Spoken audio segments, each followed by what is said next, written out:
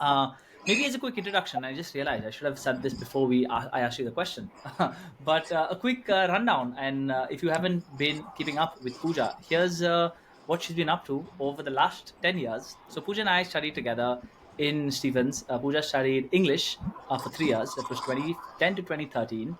Post university, you went to do your masters at JNU. You studied arts and aesthetics, and in your Hmm. voice note, you told me that you thoroughly enjoyed that experience. I want to Yes. understand what that is because I don't even understand what arts and aesthetics is.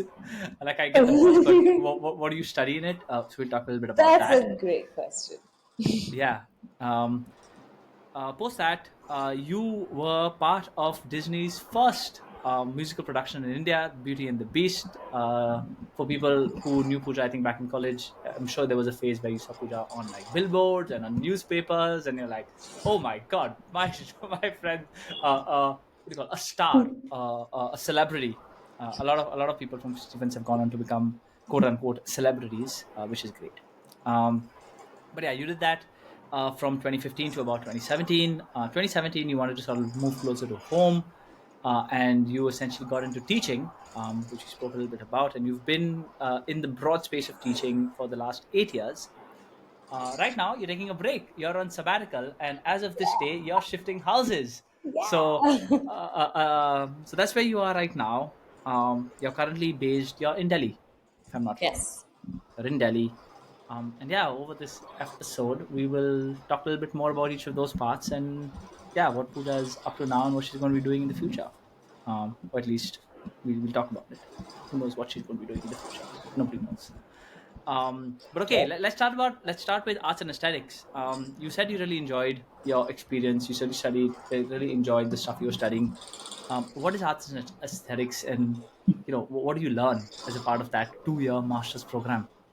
So, so when I was in JNU, it was basically an integrated program where you're Hmm. studying papers across the visual arts, theater and performance, and cinema studies. Okay. So it's kind of interdisciplinary. What is visual arts? Like painting? Visual arts like painting, sculpture, Okay. things like art history, stuff like Okay. that. Okay. So and it was a theoretical course, so it wasn't Okay. practice based. But Okay. of course, there are a lot of people that are also practicing artists, Yeah. theater practitioners, or like aspiring filmmakers, etc., Hmm. who kind of wanted to sort of substantiate that with an academic theoretical background, do Yeah. research, etc. Yeah, I went there because like I the entrance I gave. I really enjoyed my JNU entrance because I remember and I posted online about it. One of the questions was, oh no, maybe it was for linguistics. I gave the Hmm. arts and aesthetics entrance and I gave the linguistics Hmm. entrance because I was like, English is the one language I know.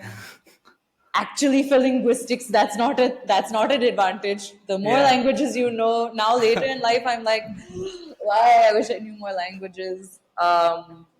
But at that point, for the entrance, there was some this thing with like verbs or something about grammar, and Hmm. one of the sentences was about like Gandalf saying, "You shall not pass." Mm. And I was just like, whichever, like, put this in and has a sweet little sense of uh, Yeah. fantasy, nerdiness, and humor. I love it. I want to go to this place. But that was not the So, course you ended up doing. not necessarily the course I ended up doing, but again, um, I think JNU has just so when I was like young and growing up, my grand uncle taught on Oh. campus. So Okay. I've like stayed there as a kid like a Hmm. lot, and kind of my aunt also she studied there. So like me and my sister would like stay with her in the hostel. So we Hmm. got like to see a slice of like you know Yeah. post grad kind of like hostel life and like party with the adults and things like that. Like our cool aunts. But it was also seeing a, a space like a campus that was really free. Yeah. And even in my time, also because I think like in your undergrad, everyone is kind of, and especially in Stephens, where a lot of people are from kind of the same, similar backgrounds, or like class Yeah. wise, or like, or in terms of like a little bit of like social and cultural capital. But Yeah. JNU, you've got people from like in my master's class, there were people like there was somebody who had a wife and kids. There were people like all Mm. ages, all disciplines, etc. So I think because that made what we were studying the binding kind of factor. Mm-hmm. And it also made it amazing because it meant you had all of these vastly different takes Mm-hmm. in terms of something that's already so like kind of subjective, debatable in Mm-hmm. terms of like aesthetics. Mm-hmm. Mm-hmm. So yeah, and we had some great faculty. Mm-hmm. Um, so it was a really good time, Mm. you know. When you sort of think about the kind of stuff you studied, like who would you recommend that to? Like if there were a bunch of 17, 18-year olds like thinking about, what to study or what to pursue over the next, say, decade, how would you decide, like like how would you say that, okay, you should probably go to arts and aesthetics, or if you would want to do, or if you see yourself doing A, B, and C, then maybe you should consider doing arts and aesthetics? Because like I did not know until very recently, like what Hmm. anthropology is, or what like arts and aesthetics is, and what like what do you do, like what do you do after that, right? Or how do you get better at something you enjoy through this program? I mean, yes, you can Yeah. go and read the course material, but like who should do this course? Like why should you do this course? Or like how, in what aspect of your career, or life, or just like in Um, general gets better if you do something like this? so I feel like I don't know. I don't know if after a point they may have like made it more specialized, like or Yeah. offered allowed people to within the masters itself to specialize in one of the three Hmm. streams. I'm very bad when it comes to one, staying in touch, two, Hmm. maintaining any sense of institutional loyalty. Like Hmm. I really enjoyed my time in school and college and university, etc. But once I was Yeah. out, I was like, okay, cool. It's the new thing. I mean, I've always enjoyed the thing, but never been like, oh, Stephens runs in Yeah. my blood, and Yeah. I will be a this till I die kind of Yeah. uncle. Um, but in terms of recommending it, I think for anyone who maybe comes from the same zone as I was approaching things, Yeah. which was, I think, not being very clear, determined of like, I know exactly what I want to do in life. Hmm. But someone, I don't know if I like even go as far to say of like jack of all trades kind Yeah. of personality. But yeah, I think what I enjoyed about it was being able to plug into the different Hmm. disciplines, Hmm. and not just sort of zoning in on. I mean, see, like uh, Stephens and was when theater became like big in terms of participating in societies and everything, Hmm. combined with the fact that I kind of was growing up alongside the independent theater company that I work with, that my sister had like co-founded. Hmm. So that kind of uh, exposure, when I got out, by the time I got out of my undergrad, I Hmm. kind of felt like, theater is something where I feel like I can get lost in it, and Hmm. I feel like I'm doing work. Like it Hmm. feels like labor, it feels like love. Hmm. Um, and that to me was super valuable, Hmm. you know, to have that realization. And so I went to JNU and did arts and aesthetics with the sense of like, okay, theater and performance, but I want to stay in the safe space of academia. I don't think I can throw Mm, myself out into the world of employment and freelancing and like figuring things out. So let's like stay here for a little bit longer. Um, yeah. So I think, I okay. mean, all of those factors, the space itself, the multiple kind of strands and Hmm. possibilities. Yeah. Interesting. What do you like so much about theater? What do I like about theater? Oh, considering that I haven't been doing much outside of school, Hmm. and in fact, I'm trying to re kind of re-engage with it. And our same theater company, we're also trying to kind of rediscover um, the mix of like our core team kind of working together, because we, like, the four of us that are there at present, we actually haven't worked on a specific like play or production or Mm. all together, um, from Hmm. inception. um, so what is it about theater that I like so much? I'm very fond of stories. Hmm. I think it's at the heart of everything that we do. Like, our head is making up stories all the time, Mm. in terms of our thoughts, our way of looking at the world. And in that sense, I feel like there's great power and malleability, but also risk. It's very difficult when, like, with that idea of story, the idea of what's real or not real, the idea of what's true or what's false. And I think because theater is all of these things, because it can also, as an art form, kind of encompass so much, because you're also trying to represent life or your imagination in some sense. I feel like it really has no limits. Um, Unfortunately, that also means that you can faff a lot. You can, like, sometimes it ends up being quite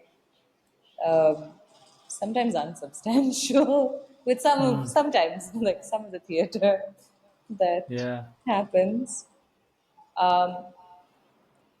But yeah, I think like in that sense, because it's just it's a whole universe. For me, that's very exciting, and it also, sorry, I kind of like lost my train of thought, but It's okay.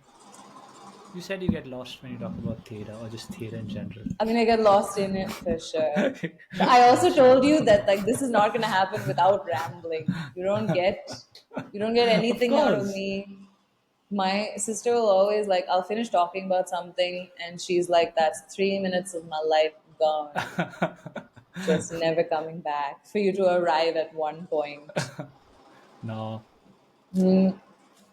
But yeah, I think also the exciting thing about theater then is that it also encompasses all these contradictions. Hmm. I Give me an think example. I don't know. I think like something that I've always held very close to heart is that, so, like, a lot of times a lot of life and things are very like sometimes contradictory, Yeah. or like an oxymoron, like just Hmm. very contradictory things that coexist, that like simultaneously exist. Hmm. In terms of an example, again, I can't immediately think of what comes to mind, but I guess what's personal about it to me is, I think for something like, for example, like religion, Hmm. that's a huge story, like a huge, I mean, many different stories and many narratives that make a really big claim. Yeah. And sometimes the fact that like a lot of these like contradictory beliefs and people that hold these things very close to heart somehow simultaneously coexist as well, Yeah. not without friction, not Yeah. without, I mean, a lot. We can, it's all around us as we speak. Mm. But yeah, that I think so, sometimes also that it's possible for like contradictions to exist in a person. Mm-hmm. You know, I think I'm probably saying this because I've been raised as a Christian, Mm-hmm. but I know that in my life and in my experiences, I'm sure I haven't always lived it by the book. I haven't Mm-hmm. always lived it by people's expectations, Mm-hmm. and I don't always agree Yeah. with everything that's laid down. Mm-hmm. So then, do I even call myself Mm-hmm. a Christian? And yet somehow there's a sense of belonging to some, the again, like for me, less of the religious practice, but more of the inherent principles, the Mm-hmm. and some kind of spiritual like Mm-hmm. link. Mm-hmm. Yeah. Do you still call yourself Christian? Um,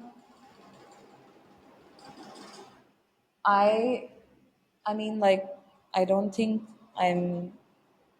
I've been as visible or as present in terms of, I can't remember the last time I went to church, Mm. which is terrible because the house that I'm leaving from now is a walk down, like a walk Mm. away. Yeah. I'm now turning podcast into confession, essentially. So God, I'm making up for the last however many, no, but in internally, I mean, I still it's this weird kind of thing of like no matter how sometimes like I feel like I've fallen off of the out of the conversation with like someone Mm-hmm. upstairs, Mm-hmm.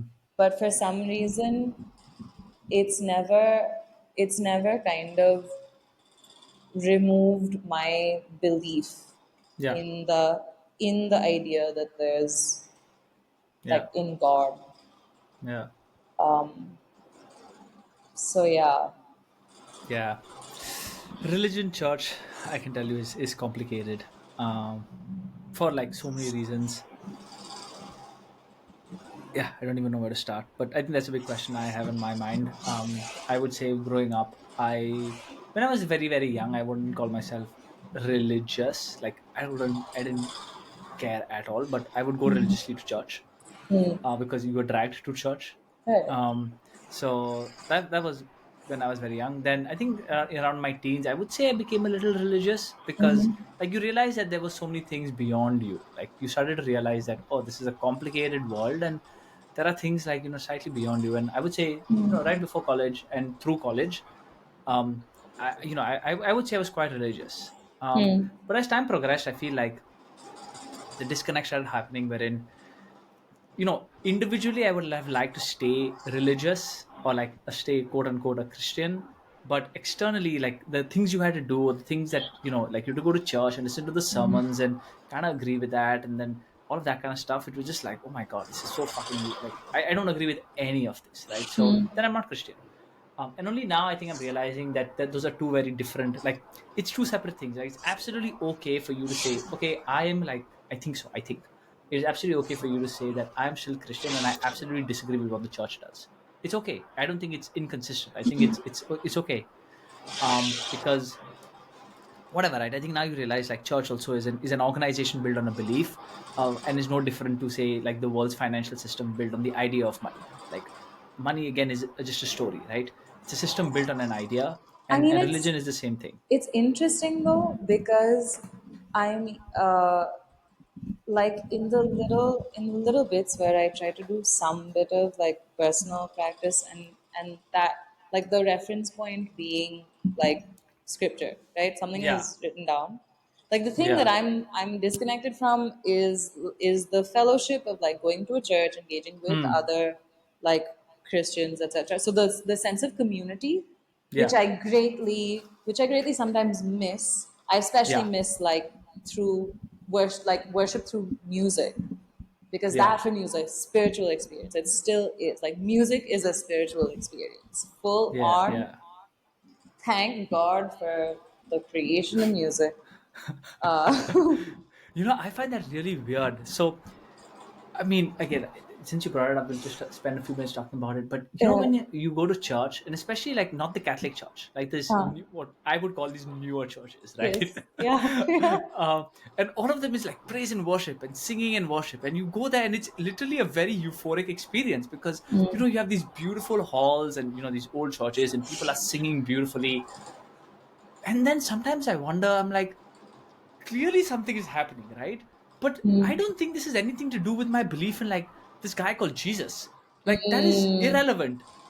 I like this, this music, and then you see what happens at these mega Hmm. churches, right? It's the same thing. It's a Yeah. fucking concert. Yeah. Yeah. Yeah. Um so I mean, I love that. But when I sort of was like, fuck, if I like this, then I have to like that.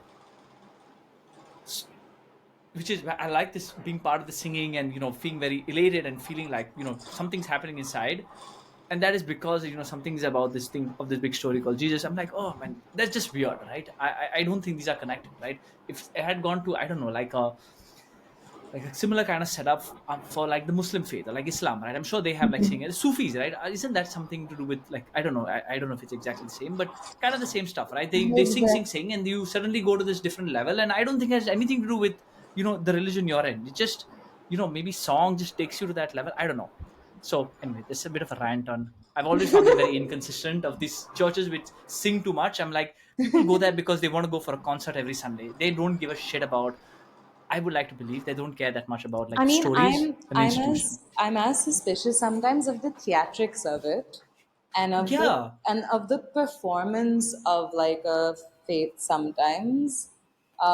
Like, it's like so. evoking an emotion, and then you say that okay, you felt really good because of like God. No, you felt very good because if you went for a ACDC concert, you would feel the same, But ish. I think it's really, I don't know, and that's why I think it's really difficult to pinpoint, because there are different, again, there are different, like, so many different ways of, Yeah, and yeah, like this thing of like musical worship or yeah, worshiping in general, worshiping together, that I think, maybe once in a while, that really like mega euphoric yeah, experience, it can really do something for someone at some yeah. point. But I guess I'm not sure, in the case of like mega churches, how do you sustain that? Yeah. And I think I'm actually really suspicious. So, like, when we were talking about schools as well, for me, the thing that I've been feeling of late, and just in the world in general, and just with what I think a lot of like schools now and like top schools, etc., are trying to espouse, the biggest challenge is that of scale. I feel like Hmm. as soon as you scale up past a certain point, Yeah. it affects everything, Hmm. because you're not able, because you don't give the time and the actual attention. Like, our attention has gone to shit, Hmm. everyone's in Hmm. this day and age. And like, it seems like the decision to like scale up, make something Hmm. bigger, Hmm. and especially I again, like, whether it's worship or like education, I feel like, I don't know, prefer I think the intimacy of a certain experience does something in the way that it forces you to engage Hmm. as well, you know. Yeah. So yeah, religion. Yeah. But Anyway, toughy. it's a yeah, it's a tough. Yeah. I mean, I think I spoke about this in another one. I see the lot of value. I feel like community is very important. I feel like that is one of the aspects that, like, say, I would say, I don't say religion gives you, which is amazing. Like doing something with a group, with a big like group of people is beautiful. I don't know if you've seen these YouTube videos wherein there are these, it's like 700 people who play a song. Like there'll be 100 drummers and there'll be like 50 like bass Yeah, guitarists. And yeah, I mean, just looking at that and like looking at that video, like I feel like wow, like imagine standing there, right, and all of these people doing something in unison. I think there's something about that which, like, yeah. ticks Like us. Like, some like big community experiences, like watching a yeah, match and things like that, yeah, right? exactly. Watching a match. It's that level, that kind of energy, and it's a palpable. And again, it's like similar, and that's what similar to watching a concert or Yeah, like some kind of show like that. The energy is different. yeah, yeah. So I think I really should enjoy that stuff, and there is something to it. But yeah, I think there was just some like inconsistency for the long time. I think it would be hard for me to believe that these two, like as you said, paradoxical things can coexist. But now I think I'm much more comfortable with, these two things like absolutely contradict each other, but they exist. And weirdly enough, like the only visual image I put in this, have you seen the yin and yang sign, the black and white one? Yeah. That's I'm like, the my interpretation, or like what I've sort of taken away from that, is that's the true representation that two things which are incompatible, which are opposites, will always coexist at the same time. And some person figured it out a long time ago. They made the yin and yang. So yeah, if there's one piece of art I would get for my house or in my room, it would probably be that. Anyway, that was a bit of a tangent. Let's get back to theater. We talked a little bit about it. You did Disney in 2015. How did that come about? Like, what yes, was happening in life? You just finished your masters. yeah. How did you learn about it, and yeah, how did you like end up doing Beauty and the Beast? I mean, I saw a Facebook post or someone tagged me in a Facebook post, etc. And so I saw it, and my first thing of no brainer to audition was that I grew up on Disney. Like I'm a Yeah. full on white bread Disney child. Like me and my sister, we were doing Hakuna Matata. We had a whole performance in the living room. There was a point at which there was like one moment where you jump off of the couch. There's like a Oh my whole god. diving, all of that, like crowd surfing. If you and your sister had to do it again, you think you guys would do it again? Like, do you all remember it? Are we able to do it? I'm sure. I'm sure. I'm sure we'd do it even like we'd add more to it. Okay. Being adults. But so yeah, first was like being a Disney kid, and I was Yeah. like, so we have to audition for it, Yes. and of course I had no expectation at all of like because it was a pan India thing, even though pan India meant like metropolitan cities, etc. Yeah.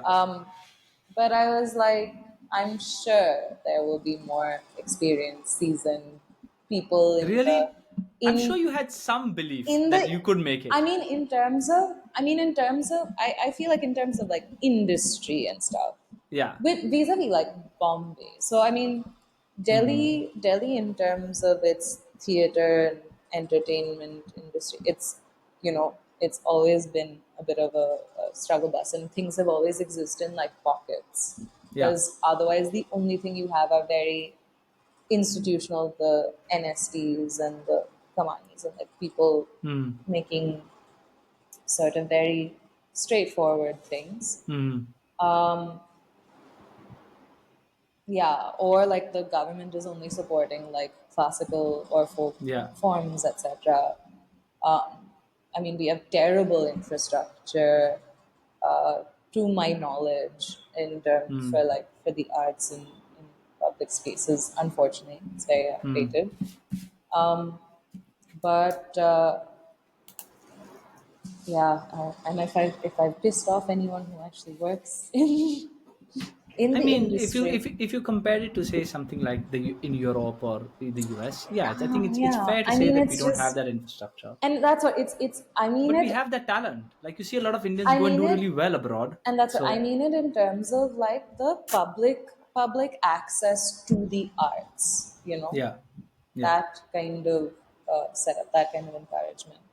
So anyway, Okay, so so Facebook ad, Facebook, Disney Kid. Disney Kid auditions happen, and I show up and I see like the rest of, and it was really funny because I see either like the whole of the Delhi music circuit, Mm-hmm. and then I see like the Delhi theater circuit. And I then you see. realize that because we also have, I mean, at that point, like 2015, you also don't have much going on vis a vis training.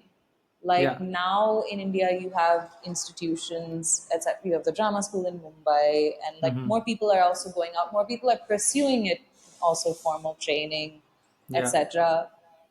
For us, it was really like the DU college theater scene was something that Yeah. was being tapped into at the time.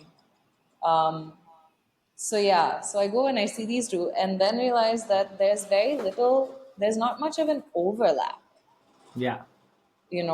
It's difficult at that point. It was difficult in this country to find someone in the space of specifically from like an English speaking, Yeah. that sort of Western musical theater, this thing, to get a triple threat of like sing, dance, and act. Yeah. I was not a triple threat in that I can't dance. Yes. uh, I was like, I don't remember Pooja doing the third Yes, one. because the third one, yes, because the only thing that college did for me was introduce me to like alcohol as a gateway to drunken dancing. Like where at least I don't care anymore what Yeah. I look like. Yeah. And there aren't like So 100 people watching you. I'm 100 people. It's usually in some dark flat in North Yes. Campus. Someone's thing at the end of the night. No one really is Yeah. paying Yes. attention. It's just a story the next day. So yeah, but so I went there, and it was really interesting though to see, because there are, again, like being surrounded by so many musicians and like knowing them, etc. There are also people that I didn't really, that I only knew of. Yeah. Anyway, so the audition happened. I stepped into the uh, I stepped into the room. Uh-huh. I sang Colors of the Wind from Okay. Pocahontas, very like Did you heartfully. choose that or did they tell you sing this? Chose it, You could. chose it. Oh, you You chose were it. Okay. supposed to choose a Disney song to sing, and I think you were Oh. supposed to choose like maybe like a non-Disney song or something. Okay. I don't know, or like maybe something to speak. Mm-hmm. And I stepped in. I did my bit. There was the director, and then there was another person sitting there who was like assisting and like helping as an acting coach at that time. Mm-hmm. Go on to become very, very just beloved. His name is Rehan Engineer, and he's just a wonderful, wonderful, like just person. But Mm-hmm. he took one look at me after my audition, and he said, "Are you Kriti's sister?" And I was like, "Yeah, this is gonna follow me around for the rest of my life." I spent my life in school because my sister was like head girl, being like, Yeah. "Are you Kritipan's sister? Are you Kritipan's sister?" Oh, And I was such a chela also. I was like, "Yeah, I am." yes. Like, "Yeah, that's my big sister," and all. But he said this like, "Are you Kritipan's sister?" And I was like, "Yes, I am." And then they decided like, "Yeah, okay, you're through to whatever," or like the communication came Mm. later on. Mm-hmm. And the second round was a workshop in Mumbai. Mm. So I went for a couple of days Oh. and was in a rehearsal space with about like 20 other people. And And by again, this time, you're still not selected. They're still auditioning. no. So Oh, it was like people that they had shortlisted for the okay. different roles. I see. And and they basically wanted to workshop with the cast together to see like what people's chemistry was like, what the Yeah. dynamic. I mean, they wanted to figure out a cast that would also work well together, Yeah. not just people that were suited to the part, which was, I think, a great process, decision for the process. Um, so yeah, we did all of these like partner exercises, group exercises, um, got to vaguely like know people, scope people out. Um, I was just like, man, Mumbai people are always so they're always so like turned turned out for the, or at least like all the other people, like ladies would be wearing like lipstick, Mm. um, some of them, or like their hair be done, they'd be in really like, I would show up in my ruddy t-shirt and like this thing, or just my pajamas, and Yeah. um, yeah, so that was Interesting. also really interesting to see. Um, and then I think, and then finally, like I got a call back, and it was the thing of like negotiating, and it was the first bit of also this level of the entertainment industry of like, there's a contract, you have to go through Mm. it, there's all these like liabilities, the company, it's like Disney name, and like Yeah. everything is at the director's discretion, and Mm. and and so it's like reading through the contract going like, I have no idea, and I don't have an agent or anything to make sense of this, but we will speak to people and figure out how Mm. to not get completely gypped. um, Yeah. and Well, what did you negotiate about? Like, what parts of the contract were you like, no, I'm not going to take I that. mean, I Which one did you think fight? I didn't do much fighting. I'm terrible at bargaining, haggling, all of this. This is my mother's realm of things. She's very good at this. But I think I ask questions, Mm. Um, I asked questions, and I asked for like, what will this include, and will things, like things like transport, Yeah. accommodation, like the back and forth, like, what are you going to Mm. take care of? Because it was a 6 month long commitment in Mumbai as well. Yeah. So the thing of, and again, like I mentioned, it was like the first time away from home, and Mm-hmm. yeah, and then began this like just insane, um, 6 month stint of like, I got a on like Facebook Flats and Flatmates. I found this place, in Andheri near our rehearsal space. These three other girls, who were living there, um, and I took like the lobby area, like basically Mm-hmm. the hall. I Yeah. was in the hall on a futon with one almari for like my Wow. stuff. Um, and I was like, "This is affordable. I'll take it." I mean, like I went to Bombay, and I was staying with my cousin while I was searching for a place. Mm-hmm. And also, what ended up happening was that, so Edwin played like the Beast, so he was Yeah. like one person that I knew as well. Yeah. From Delhi, there was also Nisa Shetty. Mm. She's a singer, and also my family owns the Akshat Theatre. So her also, so she joined the cast, and I had only ever known of her. She's a Mm. mad, like, and at that point, like, just as this mad, amazing singer. So when Mm-hmm. I saw her, I was just like, oh my gosh, she's so cool. And then I met her in the workshop, and then got to know her thereafter, and I was just like, she's such a goofball. Like, like when you meet people and you don't know them, Yeah. and everyone's kind of like, they have that little layer of like, Yeah. from afar, and it's kind of like, Yeah. but then you speak to someone, and they're like, Mm. you know, just all it comes. Uh, so yeah, so what ended up happening Mm. was that a bunch of these guys who were not from Bombay, Bombay. these four guys, so Edwin and these three other guys, two guys from Chennai and one guy from Bangalore, they ended up like taking a flat together Mm. near our rehearsal space. And then, because like again, those of us that weren't living in Bombay, we were there just to do this thing. So we Yeah. would have rehearsal until like some like 6:37 in the evening, etc. Different like Mm-hmm. schedules. And then what do once you're done?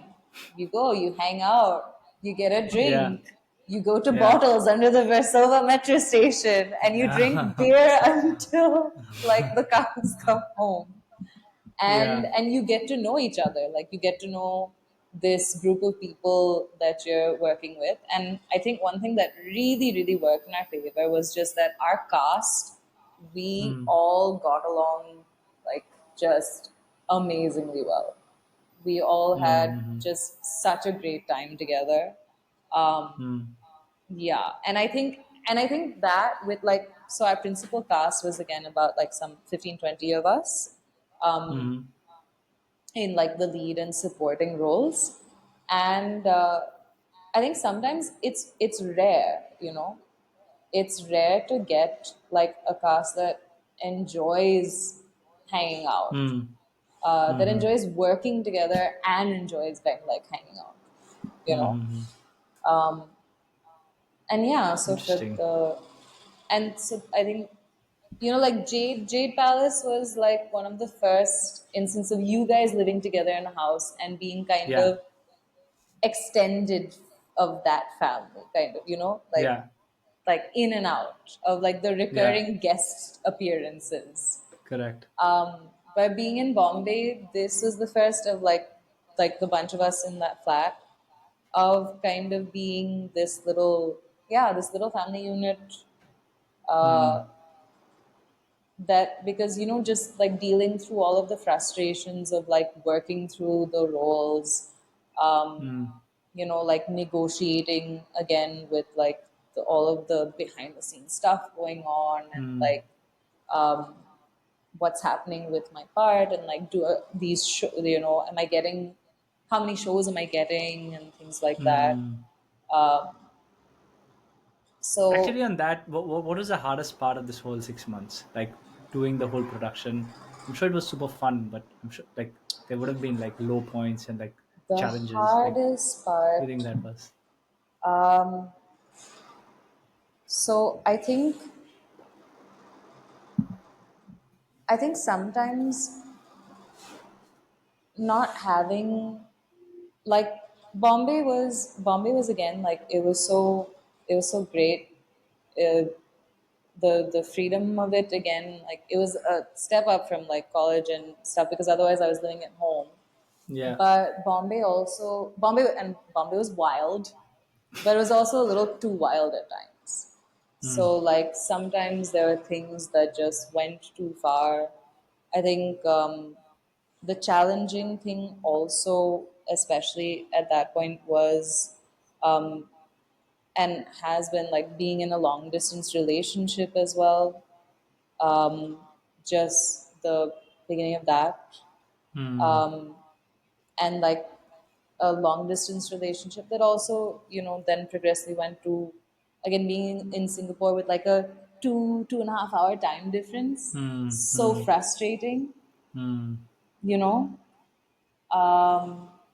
but even being within the country, no time difference. But I think somehow, when you're apart and your day Mm. is completely different, or your schedule is Yeah. completely different, and just the thing of like timings kind of aligning Yeah. without actually making a really conscious effort of.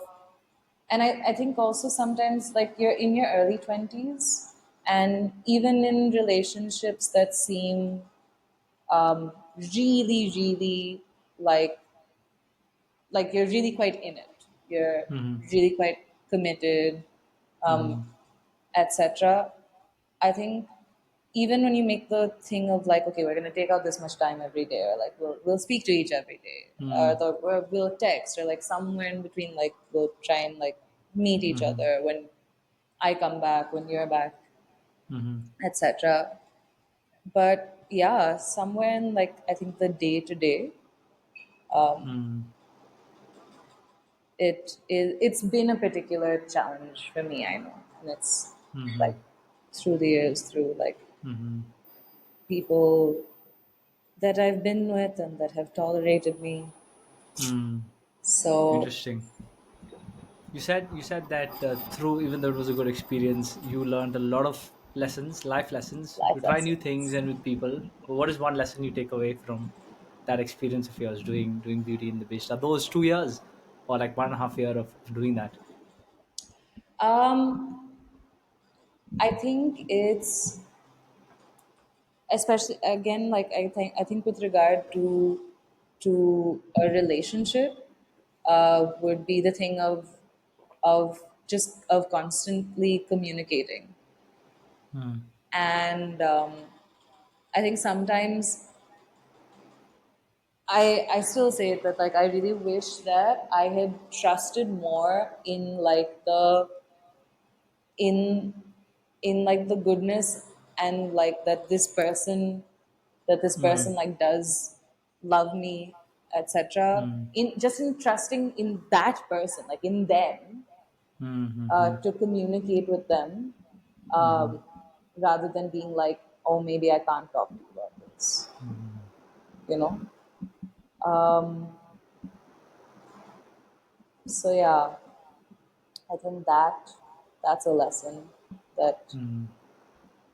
I don't know if I've learned it, but it's something that stays with me. Okay, that's a good one. Yeah. Okay, let us move on. At the end of 2017, you decided you want to come back home, and then you got into teaching. Hmm. Talk to me about what was going through your mind. Disney got over. Yeah, I'm sure you would have thought about, oh no, maybe like someone like you, I would totally imagine, or at least it's crossed your mind, wherein maybe I moved to the US, or I moved to Broadway, like, or I moved to the UK and I do theater there, right? It's a much like advanced industry, I would say, or a bit much more like it has just more infrastructure. Did that's that never true. cross your mind? You know what's funny is that um, being someone who is an American citizen and who is kind of, I guess, wasted my passport. I'm sure some people would feel that way. Yeah. Um, um, but it's really funny because, like, I've never been back to the States since I came back as a Mm-hmm. child, like, Mm-hmm. since I was 4. And I think it's just somewhere, and it's funny because like it's not like growing up in school, college, etc. My Hindi is not great. 8 years of teaching How is that? 8 years of Like, teaching children has improved it yeah. vastly because Hmm. you have to figure out, like, with the youngest kids or with kids that predominantly really only speak in Hindi, you have to figure it Yeah. out. And like when you're working Correct. with people and just like you're living your life as an adult, etc., in and Hmm. around the city, and actually when it's just when the stakes are low, right? When you're using, like, when I'm talking in Hindi because it's functional, Hmm. right? Then people are a lot more accommodating. But like when I was growing up in Yes. school and stuff, my friends were like assholes about it, and they would like make fun of me all the time. And when someone makes fun of you, the last thing you want to do is, Yeah. I mean, More of it. I was not the one who was like, oh well, now I'm determined to learn it. I was just like, I will cling that much harder to the one to language that to I to, to know. big sister. Correct. So yeah, Okay. and we were um but so strangely enough, despite that, um, I think I didn't. Maybe I was just lazy about Mm. like going abroad, etc. But Mm-hmm. I was I was really comfortable. I think just with the ecosystem of things and the way of Mm. living in India. Um, Interesting. So yeah. then, what was behind that decision for you to come home? What was happening at the end of Disney? Like, were there talks of another set So season? Or yeah, so what was while happening? I was so after the first season and before the second season was due to start, I was also doing other, like, doing other work with productions, Yeah. etc. So I was doing a lot of work with this immersive theater company called Crow. Like they do a lot of fun stuff, and in the course of that, actually, that was when I I basically did a production with my now like colleague, Mm-hmm. and we wrapped up that production. And at our cast party, Yeah. we're all like flying, and like he comes to me and he's just like, "Look, send your CV, okay? Like send your CV," because he had just started teaching, and the Yeah. other person had left, which meant he was teaching the whole school drama. So Oh my he was God. like, "I must find someone." So we had this like long chat, etc. And I was like, yeah, I've done some stuff, some work with children, some workshopping I've done, some and that. We had some chat, and then the next day he messaged me saying like, "Huh, so send your CV. Like, where is it?" Did you And have a CV at that point? no, I'm pretty sure I didn't. And I was like, dude, hold up. Last night, though, I don't know what zone we were in. You're actually serious about this? Then we need to have a Wow. serious conversation first. Like, Yeah. what does this entail? I mean, like, luckily, I had some, like, I had a very vague sense, but some sense of the school because my cousin went there growing up. Uh, and and it was really funny because I went in almost with like this anti-cell, uh, and I think I told them, oh my gosh, my bosses are listening. They probably wouldn't have made it this far. But the junior principal at the time, I remember doing this anti-cell of like, so I'm doing this production already.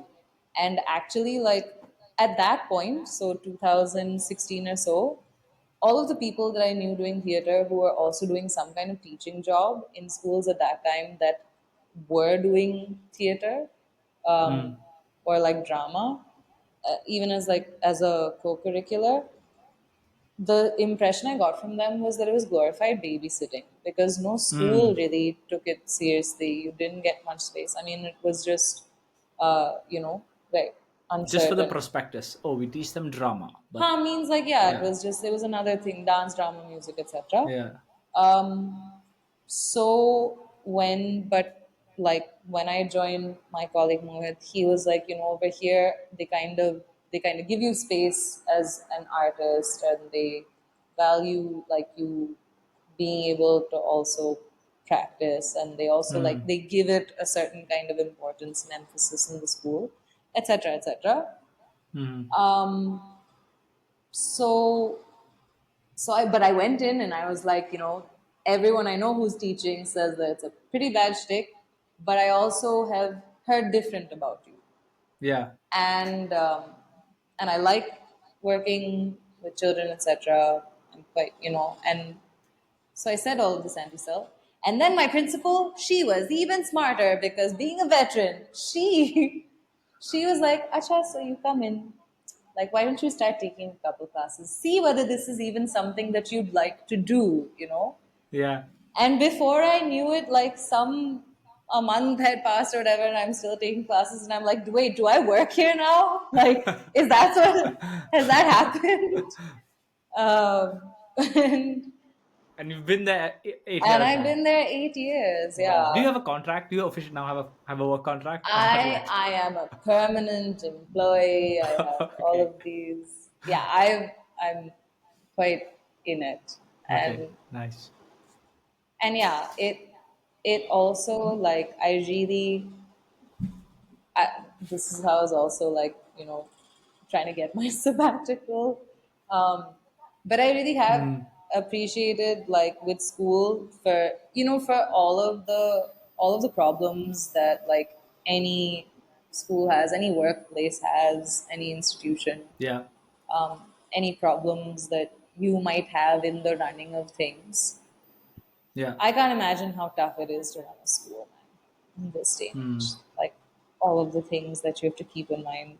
Um, and even like forget about the running, but like to have a vision for it as well, you Yeah. know, where you're trying to kind of think about not just like high achievers, high performers, but also what Mm. are the kind of people that they're Yeah. becoming from. Churning out. Yeah. So in that respect, I said like I appreciate like the space that they've given me so far, Yeah. and so there definitely has been like feeling like I have a place there. Mm. Okay. So 8 years of that. You talked a little bit about sabbatical.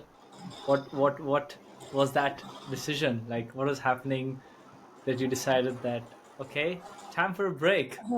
Which Oh. I'm by the way a big pro. I think like I remember talking to somebody about this saying that people need to do more like mid-career retirements. Like you work for like 5 7 years and then you just take off for like a year, right? And I feel that's like yeah, I mean I say it, I don't think I've done it, but I mean yeah, I would say maybe for a year or so I just did nothing. But I'm curious to know what was going through your mind and what sort of got you to that point of like I'm going to take a year off. Yeah, I mean, I think the thing that kind of keeps hitting me is I think it's a huge privilege to be able to do this, like to be able to afford to take a year off and, Hmm. you know, like financially, like, you know, Yeah. have that sorted or have the support, etc., no matter what it Hmm. is. And so it's with the weight of that privilege of realizing, like, if you're someone who can afford to value your time Hmm. over like needing to have a stable job Yeah. and like make the money for all the things you need to do in life, then yeah, because I mean, I think for everyone, their time is the most valuable thing, and I I would wish it on everyone in whatever industry or like whatever kind of field of work that they're doing, that if they needed to have Hmm. that option. Hmm. Yeah, I think somewhere I never imagined I would be teaching this long or this at this Hmm. age, like starting out so young.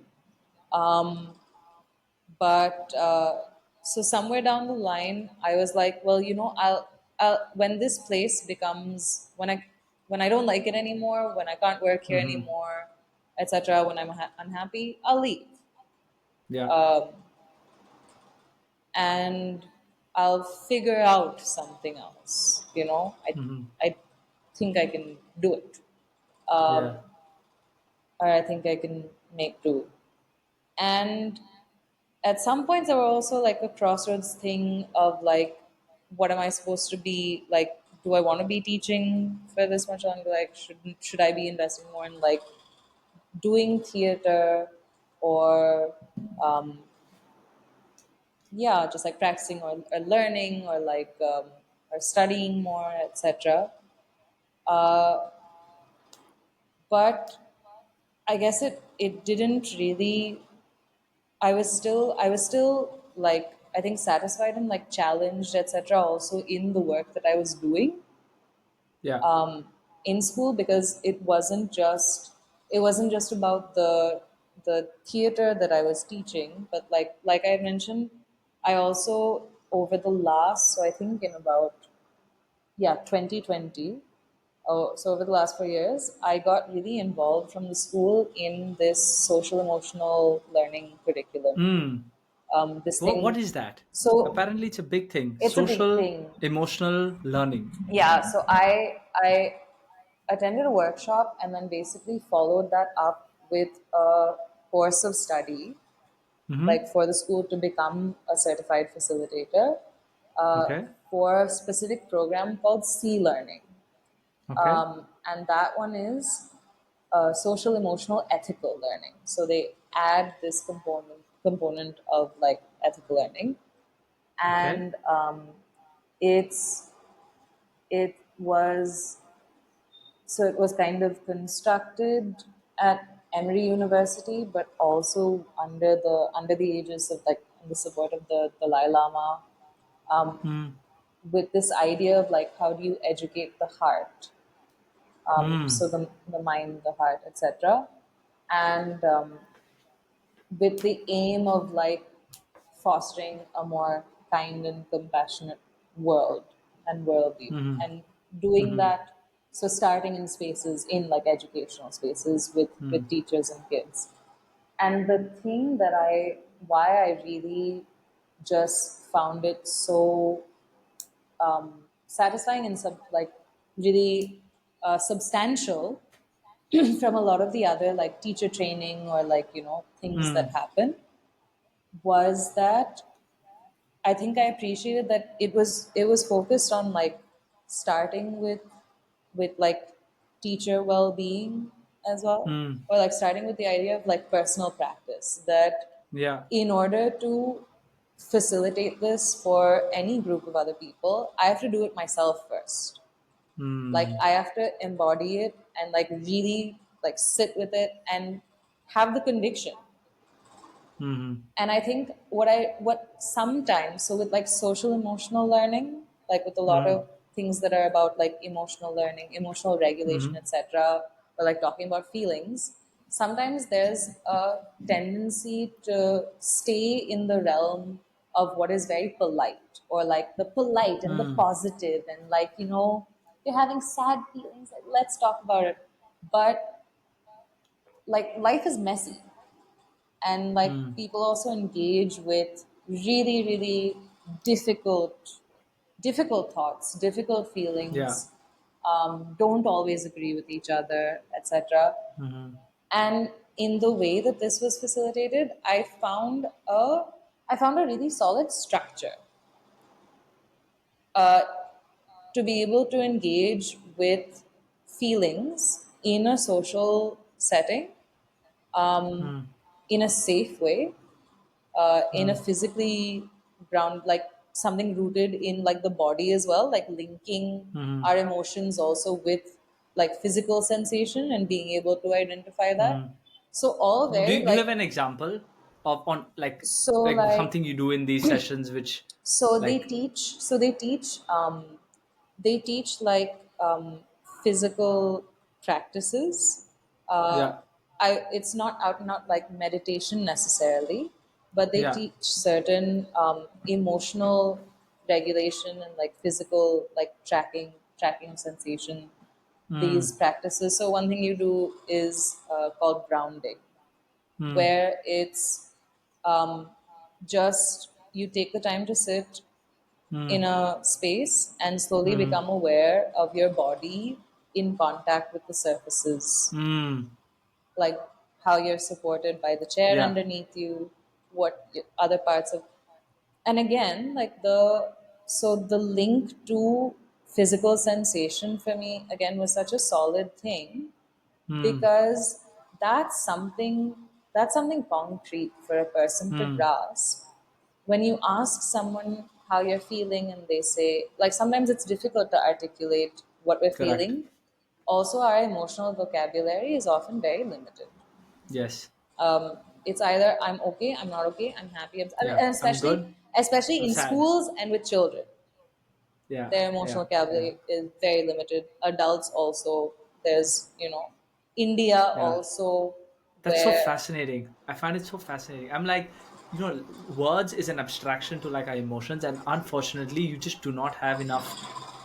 Yeah, we just do such a subpar job of linking that emotion to a word and then communicating that word to somebody else. It's like, oh, I'm feeling sad. And I find this a lot with parents, like, oh, are you feeling sad? Are you feeling low?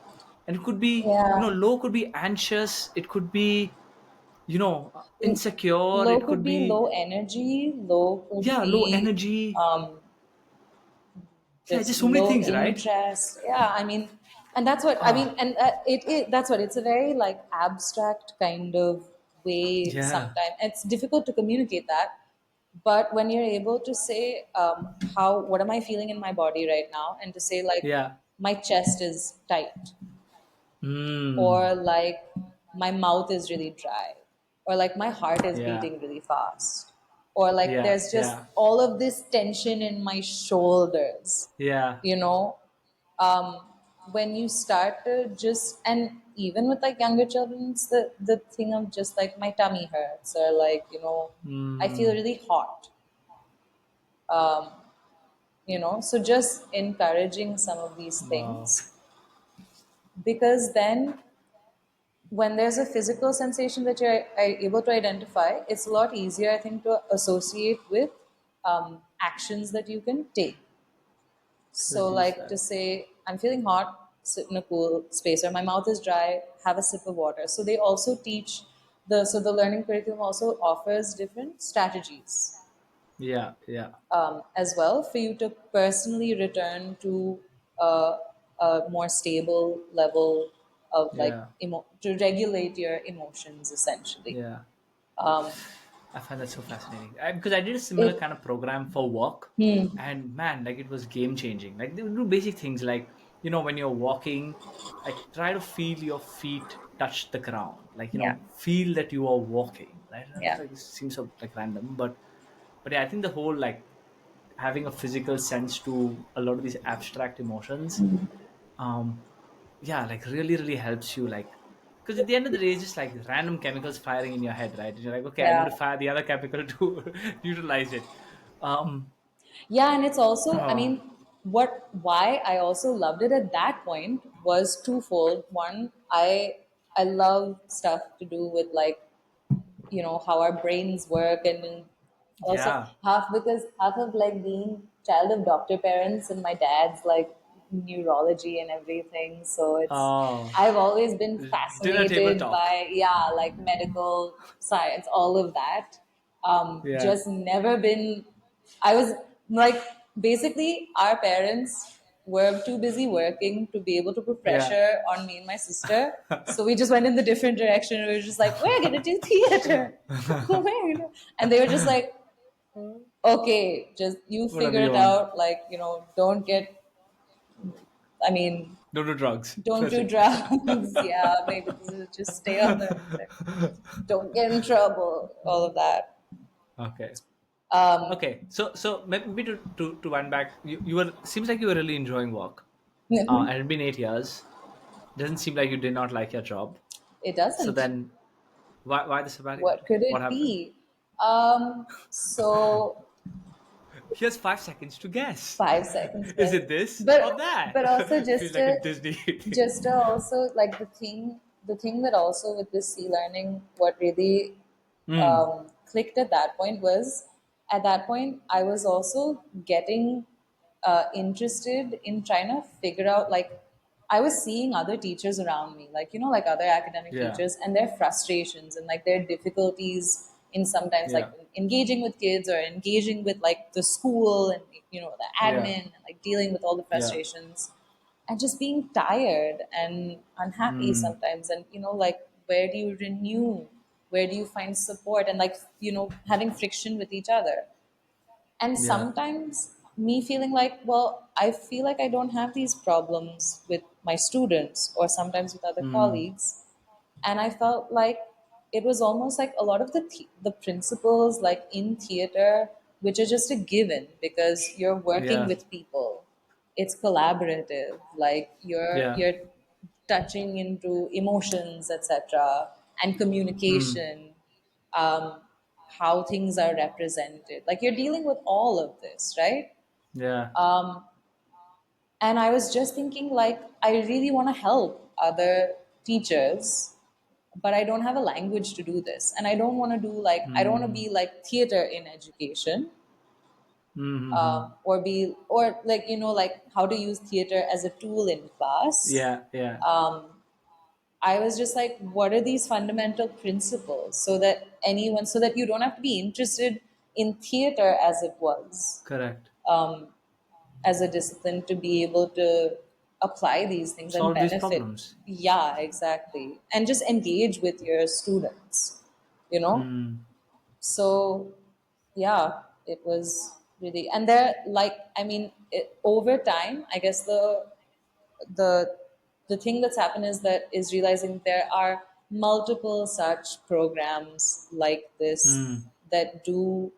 um, there's another thing called quality circle time, that my school was already doing for Mm-hmm. donkey's years, that has been a very popular thing, which is it's just a format of sharing and communicating. Mm.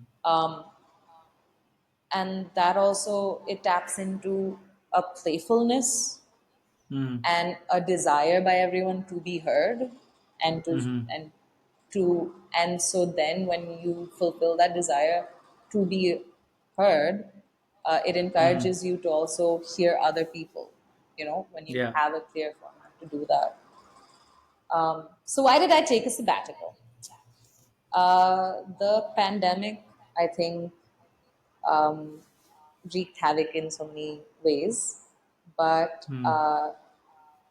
I think over the course of the pandemic, my mental health took a huge blow. Just I think dealing with things at home. Um, Mm. Parents aren't getting any younger. Um, Mm. you know, Again, managing this sometimes the strain of like relationships and work and this and that, and Mm.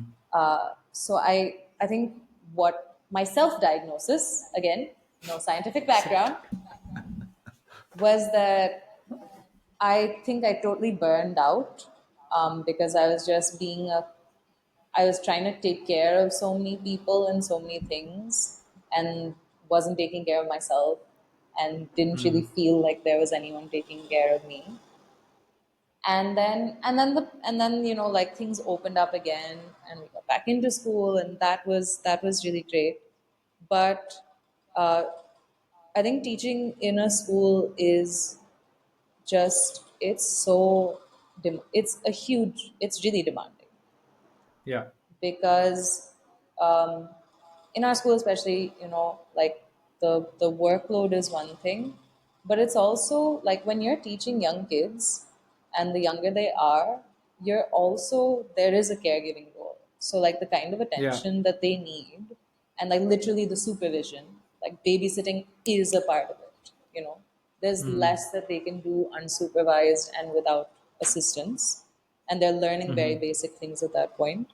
So I think teachers in schools, they do um, they give a lot, and they give a lot of their time. They give a lot of their time when teaching.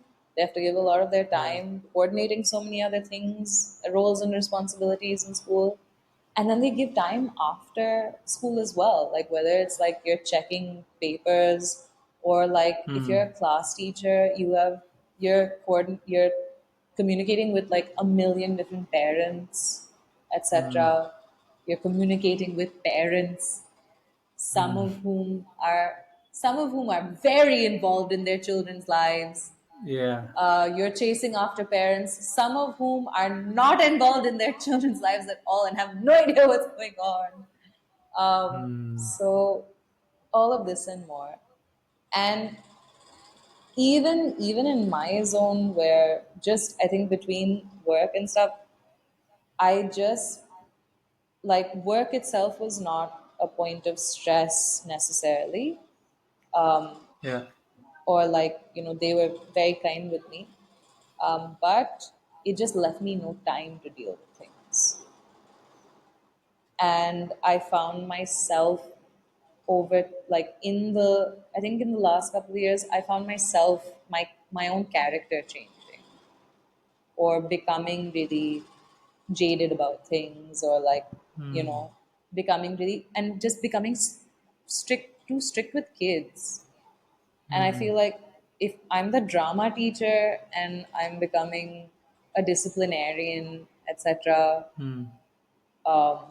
then something is off. Like, you know, Mm.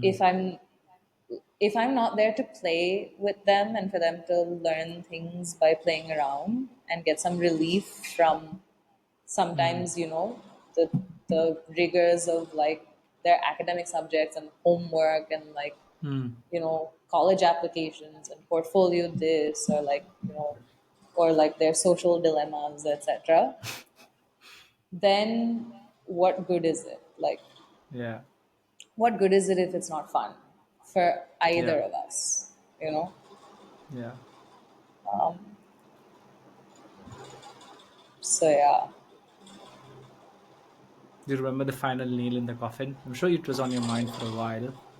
Did something happen? You're like, I okay, that's think it. I'm writing my sabbatical application letter. no, I don't think it was a I don't think it was a nail in the coffin as much as basically I started doing sabbatical talk in 2022. So Okay. and like talking about like I should do it, I should do it, I should do it. Yeah. So probably 2023 was when it was supposed to happen, but I was just so I couldn't imagine also what I would do, or like I didn't really that's what I didn't really have the imagination for it at that point. Yeah. And then I think it was just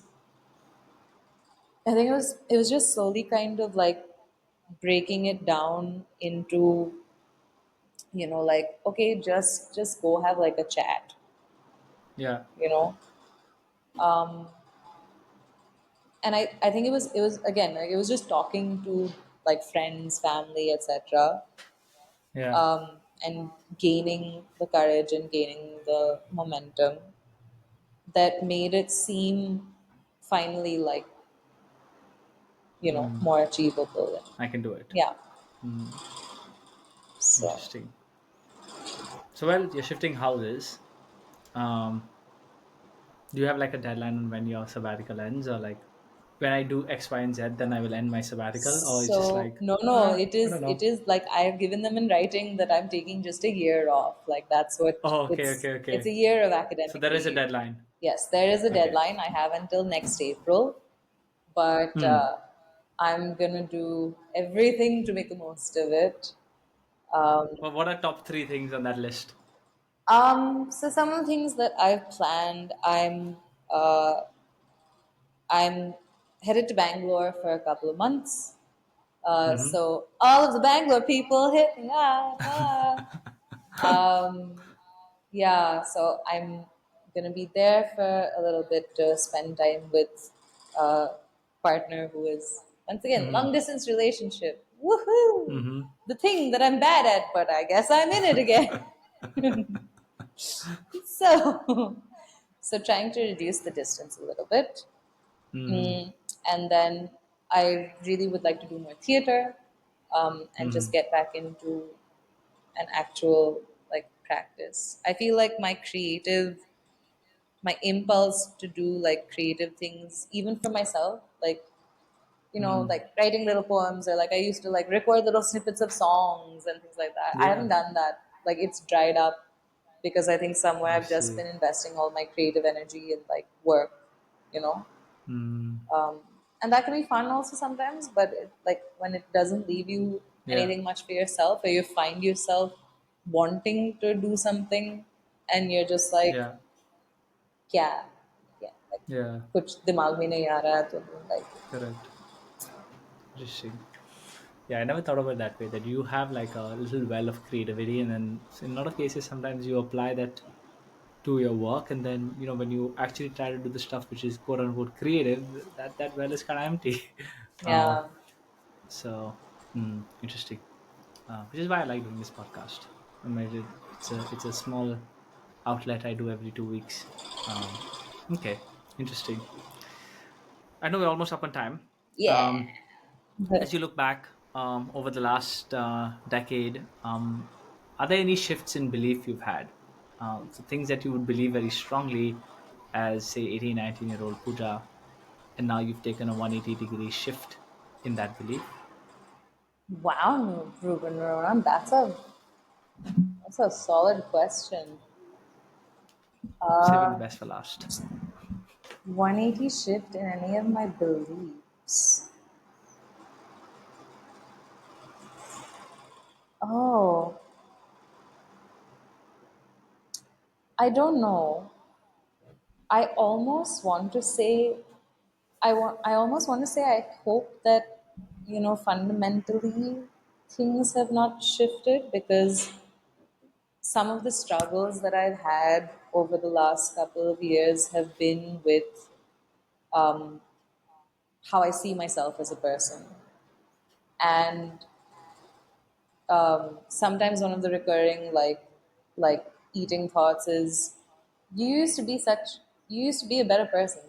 Like younger you Mm. was so much nicer. Like younger you was so much more this, so much more creative, like doing this, doing that, so much more carefree. You didn't give a damn about like what people thought about you. Now you're Mm. just like tired all the time, and you're scared, and you're anxious, and you're grumpy, and this, that, and you don't trust people, and like just so it's almost it's almost like I hope that the I hope that some bit of that heart is still beating the same. What beliefs have shifted? I think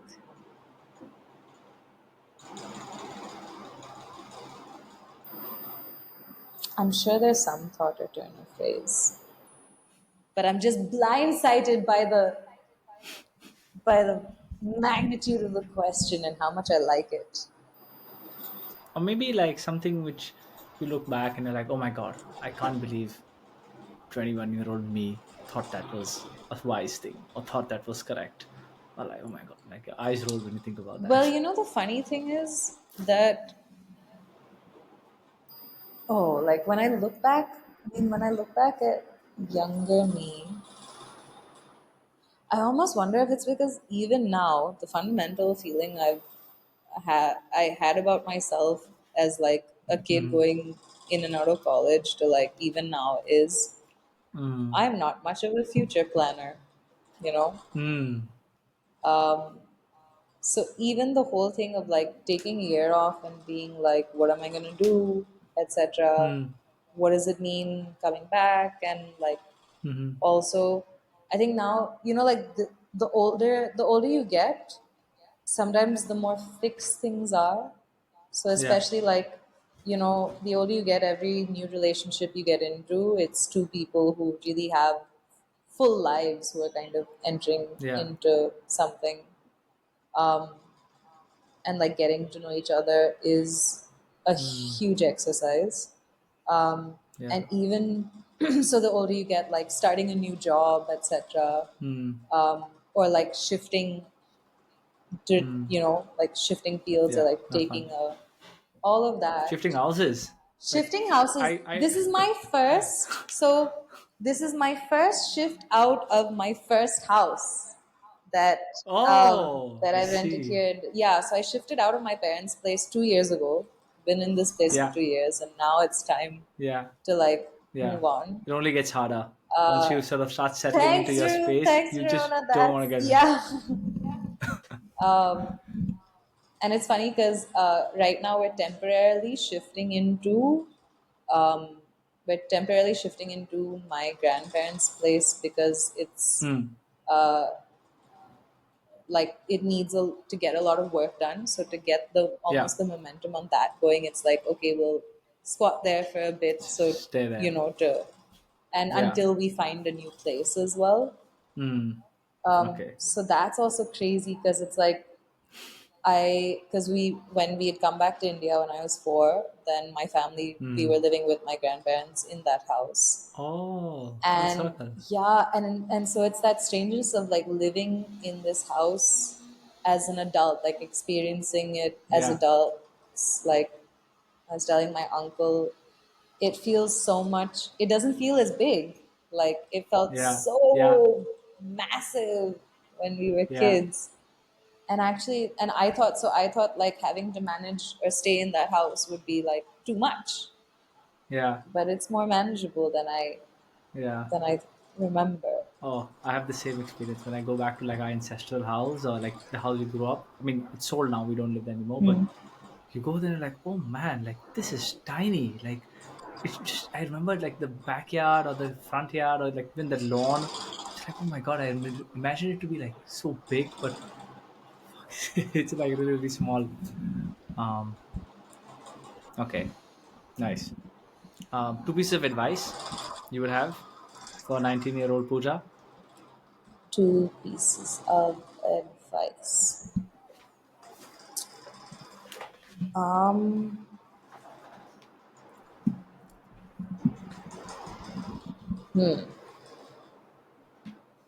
I think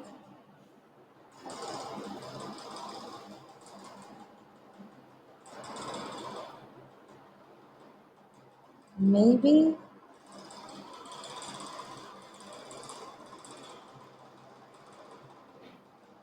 maybe they, oh, I don't, I don't know.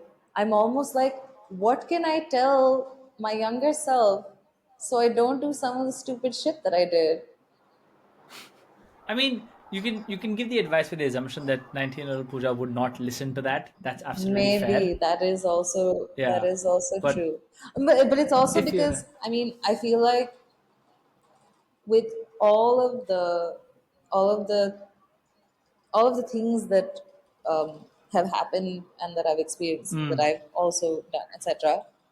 I think I've lived with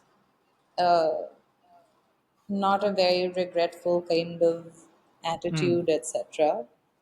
Or I mean, been I don't think it's about regrets. Like, for example, when and my advice to my 19-year-old self would have been to pay a little bit more attention on your health, because when you're like 30, you will sort of try to undo a lot of stuff. Do I regret eating all that Maggie in college? No, I loved it, but maybe 5 days a week I would have skipped maybe like one. So yeah, I think that's where the question is. But I mean, yeah, just advice. something you would. I mean, honestly, I don't like. I'm gonna be really like. What's the word for it? Just really so Rebel. selfish in this regard. I have no pearls of wisdom for my 19-year-old self. I'm just gonna be like, learn more than one language. Learn Malayalam, learn Hindi, learn Kumaoni, learn all the languages that you can. Just do it. You will never walk into a hospital and feel alone ever again. Or like Well, that's good advice. walk into like some administrative office and you don't know, learn the languages. Um, Hmm. what was the other thing? Oh man, yeah. Now I'm just totally trying to game it. Sports. Do some sports. Get some hand-eye coordination. Hand-eye You'll be coordination. so much, yeah. Because I mean, these are all things that like now as an adult, Yeah, I really like enjoy so much more. yeah, Like I enjoy like physical activity and just all of like yeah. things like that. And I mean like I really would like to be able to speak, you know, Hmm. in all of these languages sometimes and be able to communicate and like Hmm. and travel also to the spaces and kind of develop that Yeah. relationship. Yeah, but child me didn't know all of this. Child me is just like, oh, this seems Okay. nice. Before we wrap up, last question. You get to ask me one question after all the quizzing I've done for you. I'll keep my answer short. So, what question do you have for me, Pooja?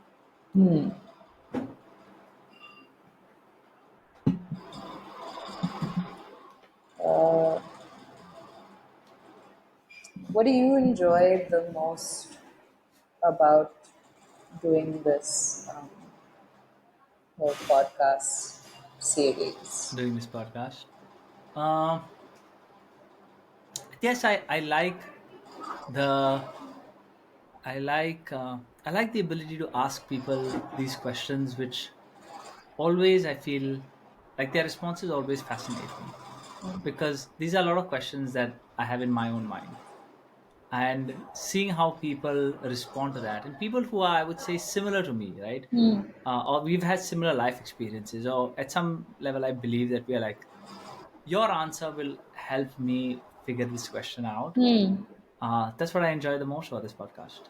And I like, somebody said to me that, oh, Reuben, you're really good at networking. I'm like, what? Like, I hate the word networking, but and like whatever. Like, I like meeting people. I like hanging out with people. I think it gives me a lot of energy. Like I was at whatever this conference last week, and it just gives me a lot of energy, like Yeah. being around people. Hmm. Um, but I just do not like that effort of going up and like making small talk, and like I hate it. So I think this is a way wherein you can have a long conversation. You can ask questions which I have on my mind. You can and it gives me the same energy I get from when I speak to people. Hmm. Um, so yeah, that's what I like the most about doing this. Um, yeah, just the energy and the fact that a lot of the questions I ask are questions I ask myself. So this is a good way to Makes see sense. what other people I have how one they more think about the sidey same adjacent problems. question. Can I ask? Okay, What's we have a for time, but up to you. what's something that's surprised you in doing this? Like some any. What has surprised me is that despite the fact that all of us seem to live, or do live very different lives, deep down we are in the same boat. Like everybody's going through the same questions, everybody's trying to answer the same set of questions, which seem to be top of mind, or which are actually, from my own personal experience, the biggest questions that keep you up at night. They're all the same. Everybody have the same questions. What I want to do with my life. I'm no longer living to put food on my table and a roof on my head. Again, these are people who I've spoken to. May not be the general audience, but what do I like? What do I want to do with the rest of my life? Right? I'll go a step further, saying what will allow me to be comfortable if somebody told me that I would die 5 years from now and not having a regret. Like, what do I do now? Yeah, that thing of like. My parents are getting old. Like, how do I deal with that situation, right? What is my relationship with money? Like, how much money do I really need? How much do I really want? Um, yeah, like what else is there beyond work? Like, I spent most of my 20s just like thinking that this was be all and end all. Maybe not for you that much, but like a lot of people who are like in my sort of space, and now you're like, hey, like there has to be some stuff other than work. Like, what is it? What should it be? Um, so yeah, I've realized that despite all of us living such different lives now, we still have the same questions. Everybody has the same questions. So that's been the most fascinating takeaway.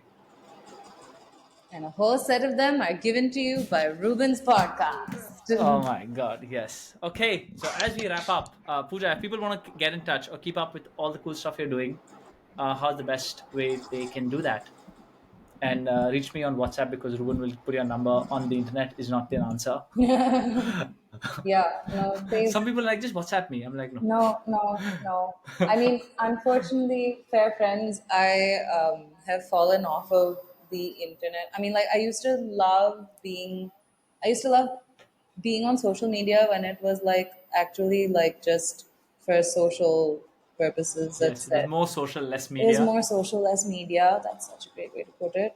Yeah, And I, somebody was saying that in like today the problem with social media is it's social and media. Eventually, we need to like have media separate and we have to have social separate. correct. So like TikTok is great because it's just media, Mm, but like Instagram is weird because it's social plus media. Anyway, so that's you're off true. the social, I but mean, how I how mean, can people I'm get in I'm touch? I'm on Instagram.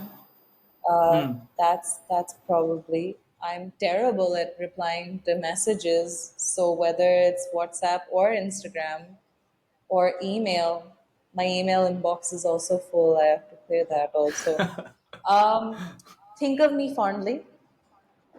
Instagram DM me, and Okay, I'll reply to you sometime in my sabbatical year. That's the hope. I can guarantee you she will reply. Like that's how we got I will connected reply. over Instagram. It'll just be When I least can't guarantee least you. when you expect it. Yes, when you And least after expect it, you poof, fully just chilling. been like a toad, like sinning. Yeah, So there is always hope left. Okay, awesome. With that, we shall wrap up. Pooja, thank okay. you so much for making Thank time to do you. this in Thank your you for morning. doing this. And just Yeah, like, yeah, and good luck with shifting. I know you have a long day ahead. thank you. Yeah, I better get back into it.